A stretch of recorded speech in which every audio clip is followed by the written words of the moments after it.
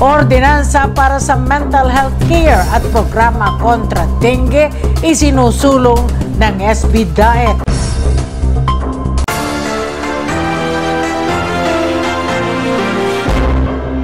Ipinagpaliban na muna ng Sangguniang Bayan ng DAET ang deliberasyon at pagpasa ng ordinansang naglalayon na palakasin ang mental health care and wellness program ng munisipalidad. Sa ika-23 na sesyon ng SB DAET, iginiit ni Councilor Tomasito Toringan na dapat magkaroon ng en banc session upang talakayin at plansyahin ang probisyon ng nasabing ordinansa. Nais nitong busisiin ang mga magiging miyembro ng bubuing DAET Municipal Mental Health Council sang-ayon sa ordinansa.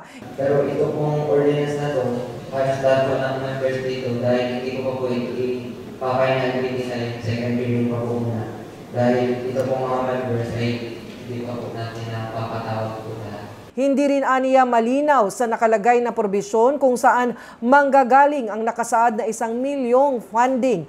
Doon sa last part na agad ako tumingin, yung funding requirements, in the amount of 1 million pesos.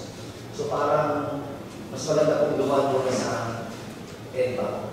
Layunin ang nabanggit na ordinansa na iniakda ni DAET Councilor Ian Martihada na isama ang mental health care sa General Healthcare Delivery System ng munisipalidad. Samantala, sa iba pang kaganapan sa sesyon ng Sangguniang Bayan ng DAET, lusot na sa unang pagbasa ang paglalagay ng karagdagang probisyon sa Internal Rules of Order and Procedure ng SB DAET kung saan nirepaso ang patakaran sa decorum at sponsorship ng mga resolusyon at ordinansa.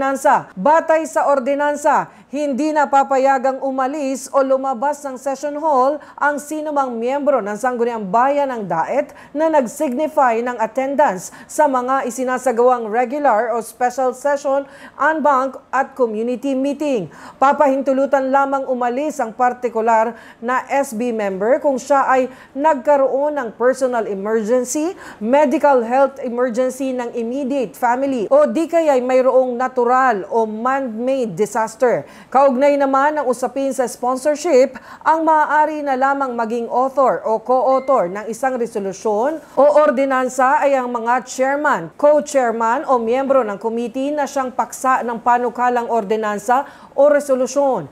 Papatawan din ng 100 multa ang mga SB members na lumiban sa mga committee meeting at en banc session kung sila ay walang justifiable reason. Samantala, pumasa na rin sa unang pagbasa ng sesyon ng SB DAET ang mga resolusyon ni na Councilor Tihada na may kinalaman sa sektor ng kalusugan.